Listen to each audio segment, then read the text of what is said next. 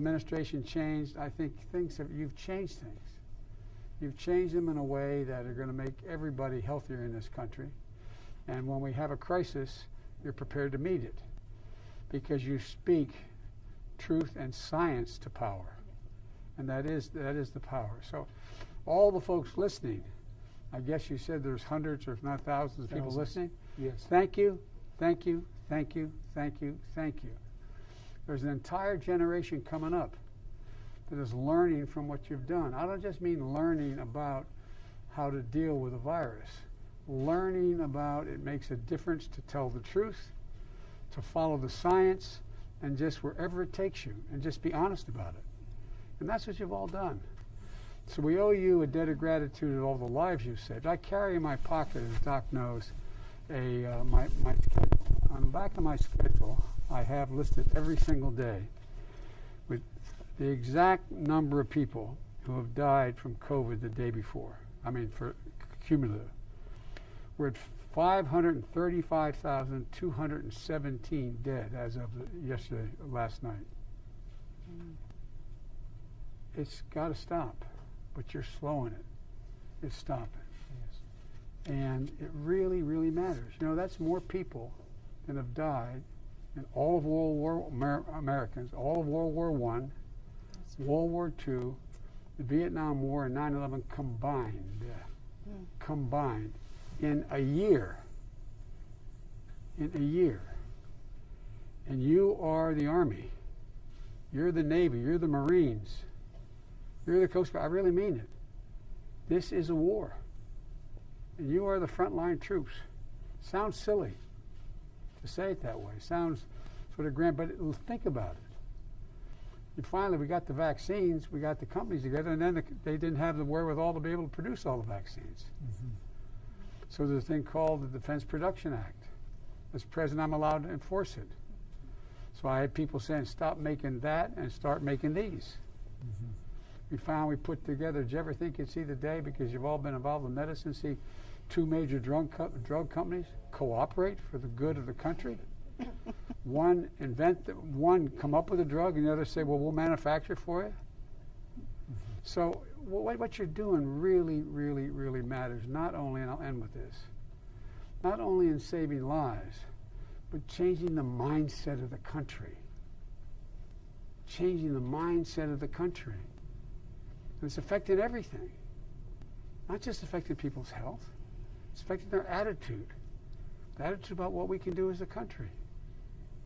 Everybody thought that I didn't quite understand when I announced that we had over 100 million shots in less than, you remember when I said my goal was to have 100 million shots in people's arms in the first 100 days as president? And everybody said, oh, that sounds, yeah, right. Now he should have been more, why didn't they say more? You know what I mean? But here's the point. The point is that it is changing the way we look at a whole range of things. And when I announced it, everybody but the vice president wondered why. I also pointed out that we landed a rover on Mars at the same time. Because this is the United States of America, for God's sake. There is nothing we cannot do when we do it together. And that's what you're showing everybody. So I came to say thank you. I really mean it. I have a whole lot of nice notes on here about the science, but I came here to say thank you. Yeah. Because you're changing the psyche of the country. You're saving lives. You're saving lives. But you're changing the psyche of the country. And this is, as I said, it's not being, I don't think we're being chauvinistic about our country, but this is, think about it. We're the only country in the world that is, every time we've gone into a crisis, have come out stronger immediately after the crisis than when we went in before the crisis. Think about it. It's about who we are. Closing comment. I was at Xi Jinping in China. Spent more time with him, I'm told, than any world leader, because he was vice president, I was vice president.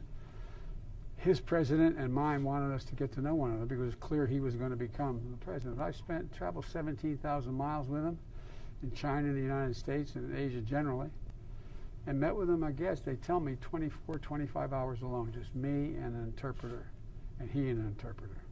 And by the way, I handed in all my notes. Minor point. But all kidding aside, he asked me, we're on the Tibetan Plateau, and actually said to me, can you define America for me? And I said, yeah, in one word, and I mean it, one word, possibilities. Possibilities. That's what you guys believe in, possibilities, based on science and hard data. And so I just thank you for not only your intellectual skills, but your heart, your determination. Thank you, thank you, thank you. And I shouldn't have done that because I wanted to yield to my vice president who's smarter than I am. Well, there's not much to add to that, Mr. President. Probably just sorry. No, but I will say that I do believe that this administration, with the leadership of our president, is without any question about science. And everyone here knows before the president was president, he was dedicated to science, the moonshot. And my mother was a scientist. I grew up, the first job I had, little known fact, was cleaning pipettes in her lab. I was awful, she fired me. And then there was this moment of global crisis. And the president takes calls with leaders around the world. We talk with people around the world. And they have named their centers of disease control after this center of disease control. They put the name of their country and they call it the CDC.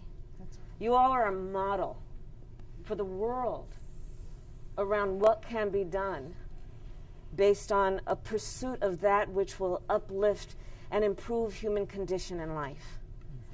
And you guys do this work around the clock. And so we are here to say thank you, because it's not easy. You're making difficult decisions right now, some of the most difficult, but you're making those decisions based on science, based on hard work, and based on a commitment to the public health. And therein lies part of the nobility of your work. You do this work on behalf of people you will never meet, on behalf of people who will never know your names, because you care about our country and their well-being. So we are here to thank you. Thank you. Thank you. Thank you so very much. Thank you. Thank you for your visit. Thank you for reinvigorating us. I can promise you, as long as this team of people are here, as long as I am here, we will bake into the cake of everything we do our commitment to equity, to science, and to bring back the health to the American people, and to keep it there. Thank you very much. I don't have any doubt about that. If you all don't learn to sit, you're never going to make it. Thank you, thank you, thank you. Bottom line. Thank you. Thank you.